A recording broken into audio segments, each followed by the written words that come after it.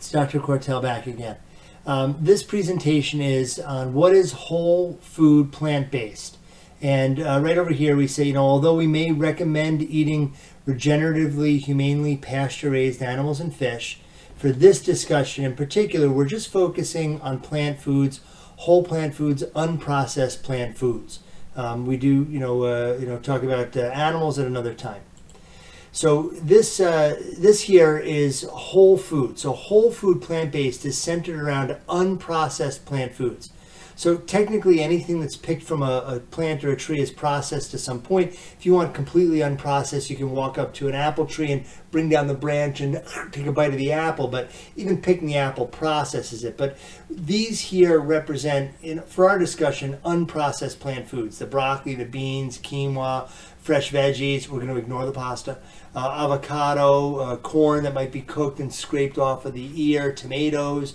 We have dried fruit here, that's a processed food, right? Dried fruit in here, there's some processed food. We have nuts, we have banana, whole oatmeal, whole oats, smoothie we made at home using our own fresh whole ingredients. Processed, but for our purposes, we're going to call this unprocessed, right? So the pasta would be a processed, the dried fruit would be a process. And the reason that we say it's processed is because it doesn't look like the way it was picked from nature, and it's not something we would ordinarily make in our own home. Whole plant foods maximize the intake of whole plant, unprocessed, and minimally processed foods. So we want to eat more apples, less cheeseburgers, right? Or even this might even be a veggie burger, but it's still processed. The bun, there might be some sauce on there, right? Whole food describes food in its natural form as nature made it. It's recognizable, it's identifiable. In other words, I can look at this and I can see that these are beets. I can look at this and see it's lettuce. I can see it's garbanzo beans. If someone gives me a piece of bread, I don't know if it's made from wheat or sawdust. You can't tell, right? So we can see these foods here and we can easily identify the tubers, the veggies, the fruits, the whole grains, the legumes, the beans, right? We know that whole foods include fruits and vegetables, right? We know that whole foods, whole plant-based includes beans, legumes, and intact and unrefined whole grains, buckwheat, quinoa, whole oats. We might eat wild rice or farro or millet, right? Different beans here, red beans, black beans, green peas, split peas, romaine beans. We have here mushrooms and nuts and seeds. Now, mushrooms are technically not a plant, they're a fungus, but it's a whole food that we would eat. Same thing with nuts and seeds. Those are plants, not funguses, nuts and seeds. Spices and herbs, right? So spices and herbs are essential. They give us many of the essential phytonutrients and cofactors that we need to have a good, healthy life and diet. Fiber. Fiber is only found in abundance in whole plants. There's little or no fiber found in processed foods at all. And these are all very high fiber foods. It's a banana, but we can talk about, plantains are really good for fiber. We talk about fiber, soluble fiber, flax seeds right over here. Onion is a great insoluble fiber, asparagus. So the premise of plant-based means that it comes from a whole plant. So when we talk about plant-based, we're really referring to a whole plant, even though bread might come from a plant. When we talk about plant-based, it's whole plant is what we're referring to. Whole, unprocessed plant foods. These are the main ingredients to which other things might be added. The ingredients are from plants the way that nature made it. Whole and unprocessed means nothing good was taken out and nothing bad was added in. So the main active ingredient in broccoli is whole broccoli. Right? We don't have to say, oh, it's a bit of it. No, it's the whole broccoli. The whole plant is what we want to eat. Nothing good was taken out, and nothing was added in. So a whole grain here versus a white grain. The whole grain has the bran, which has vitamins, minerals, and fiber. It has the germ, which is nutrient rich with more vitamins, minerals, and our fats. And then they both have the endosperm, which is the starchy carbohydrate layer with some proteins, right? So the whole grain has the fiber, bran, and the fat in it. The endosperm has the starch and some of the protein. But when we see a processed grain, the fiber was removed, minerals were removed, vitamins removed, phytonutrients removed, antioxidants are removed. That's why we use enriched grain or enriched flour, because we try to put back some of the stuff we took out. Just don't take it out to begin with, right? Here we have whole food, plant-based. Nothing bad was added in. Salt, oil, sugar, preservatives, and dyes. There was nothing artificial, no synthetic. There were no food-like products used. Eat a potato chip is different from eating a potato. So eat the potato, not the potato chip. Right? If you look on a label and you see added oil, if it's olive oil, we can have a discussion about that. But if it's an added oil, don't use it. If it's got on the label a food that you don't, if it's a word there that you don't recognize or know how to pronounce, don't eat it. Okay, these are very simple rules. There's a spectrum of food that ranges from whole and unprocessed to processed and ultra processed, right? So an apple slice would be relatively whole and unprocessed. Well, if you mash up the apple, make it apple sauce, now we're beginning to enter minimally processed. Homemade apple nut bread or apple juice, minimally processed again. A packaged apple bar, apple roll-up, apple snack puffs, into processed and ultra-processed. Any action that alters food from its natural state, whether we dry it, we freeze it, we mill it, we can it, we add salt, sugar, fat, or other additives for flavor or preservatives, is something that we would call processing of food. Now, even it's minimally processed is not that big of a deal, but it can be. If I wanted to eat an apple, it takes me a little time to eat an apple. If I ate 3 apples, like I'm appled out, like I got to take a break. I can easily pound 3 apples of applesauce in quickly. It gets into my gut and it goes right into my bloodstream, and it affects and interacts with my gut in a way that's different from the chewing and the mastication of the apple and the mixing with my salivary juices and the slow delivery into the intestine. And even more so with apple juice, right? So we want a minimally processed or whole unprocessed is really the best. Just because you're eating plant-based does not always mean you're eating whole food. Plant-based does not equal whole food. They are not synonymous. I had a friend of mine, terrible stomach issues their whole life. In college, they were a vegetarian. I only eat plant-based. Well, every day they would go to Subway and they'd buy a veggie sub with Doritos. They would eat some dairy, so they were a lacto vegetarian. So they'd put cheese on the sub and they'd eat Doritos, and it'd be all this processed bread and all these processed pickles and all sorts of things on there. Who knows? And this was their regular diet. They wondered why their gut was so good. Well, I'm eating plants, but it's not whole food, right? This here is plant-based and whole food. We can recognize the different foods in here. This looks like tofu, I think, or maybe it could be a grilled squash. Here I can see avocados and tomatoes and beans, and here's a lime and cilantro and carrots and cabbage and peas. And this one here, also super plant-based, right? We have the Oreos and the Doritos, Sour Patch Kids, Fritos. Here's a plant-based burger, plant-based hot dogs, plant-based grilled cheese sandwich, right? These are all plant-based, but they're not whole food. They're lacking the necessary vitamins, minerals, nutrients, cofactors, phytonutrients, fiber, protein. Right? These are things that are taken out, and then God knows what additives are in there, killing our gut microbiome and taxing our liver and affecting the way we're sleeping, our mental cognition. Right?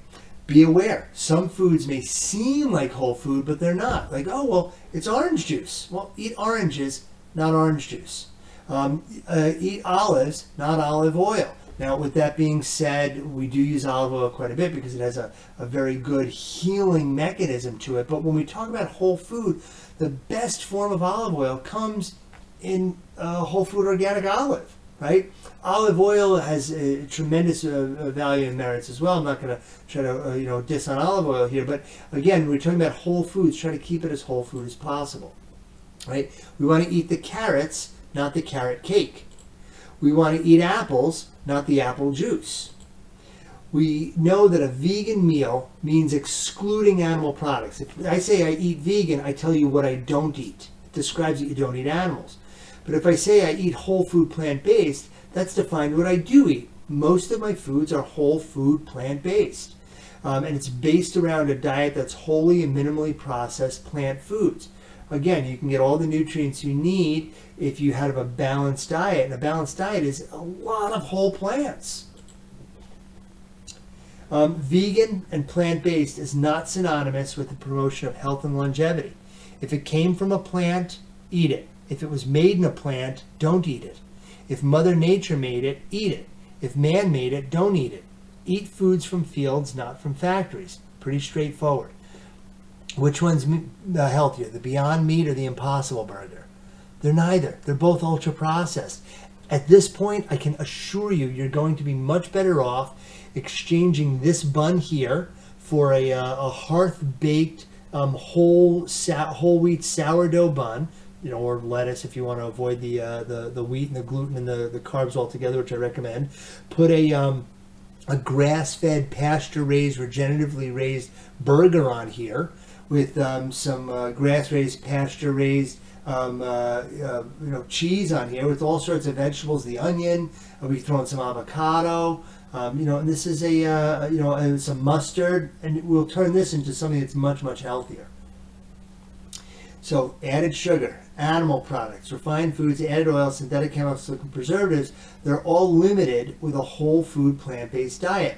We talk about limiting animal products because I can assure you the majority of patients that we work with do not eat animals from regeneratively raised, pastured, animals. A lot of them are factory, and factory-fed animals are carcinogenic. Packaged foods, processed foods, man-made foods, factory-made plant foods, sugar, oil, milk, butter, oil, canola oil, rapeseed oil, safflower oil, sunflower oil. All these oils, we do not want them. They're inflammatory. These chips are all cooked in those oils. There's salt that's added. Here's some soda. Hopefully it's soda with sugar, not made with an artificial sweetener, which we know is carcinogenic and causes brain problems, right? So here we see a whole food plant-based diet minimizes the negative health effects associated with a poor diet. So poor dietary choices lead to obesity, lead to inflammation, lead to depression, lead to reduced physical activity, which lead to more poor dietary, and it just keeps going around and around and around, right? So the more whole food plants that we eat, it minimizes the other foods that give us these problems. If you can't do 100% whole food plant-based, I don't do 100% whole food plant-based. When I eat my plants, I do cheat, but I strive for progress, not perfection. Aim for 90%. 90% is a very attainable number. If not 90, then aim for 80%. But 90% of your foods is unprocessed, whole food, plant-based. When they're the vegetables and fruits and mushrooms, that's the way to go.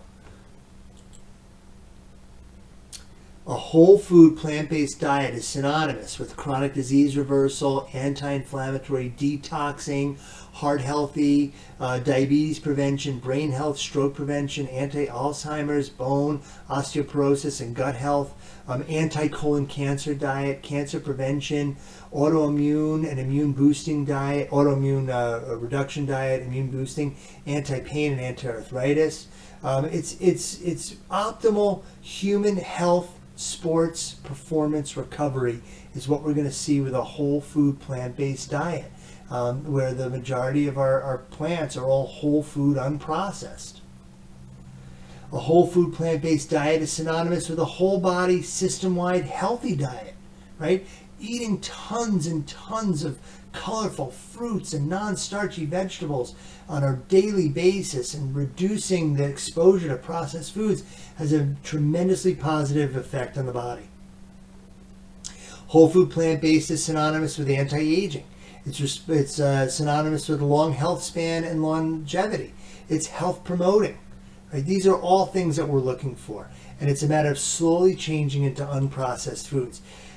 The first thing that we want to see here is, do you want a diet that has an ability to protect you from most common diseases, causes of health and disability? It's a diet that heals you. It's anti-inflammatory, anti-aging, whole food plant-based, reduces the risk of disease, is overwhelmingly supported by science, right? Build a dietary pattern around whole plants. It will take work, right? So we recommend 30 different plants a week, 30 different whole food plants a week. Eating from without supplements, eating from your whole plants a minimum of 40 to 50 grams of protein a day, right? dark green, organic, right? Organic is super important. So first, understand what is a whole food, right? Second, identify whole foods in meals. And then third, incorporate those whole foods into your diet. When I go to a restaurant, the first thing that I do before I look at anything else is I look at the vegetables. What vegetables are available for me, and I build a meal around the vegetable, right? If I'm going to have a piece of something else in the, if I'm going out for a restaurant, it might be my cheat day a little bit. But again, when I cheat, I'm 90% not cheating. So it's a little bit of a cheat. I feel better doing this, and so will you. You can't change your destination overnight, but you can change your direction overnight, right? We tend to overestimate what we can do in a day or a week, and we underestimate what we can do in a month or a year. Little bits. One new change every 3 weeks is 17, I don't have enough fingers, 17 new changes in 1 year, right? It's one every 3 weeks. You can do that. And that's the end of this. Hope you got something out of it. And again, whole food, plant-based, incorporate a little bit more all the time.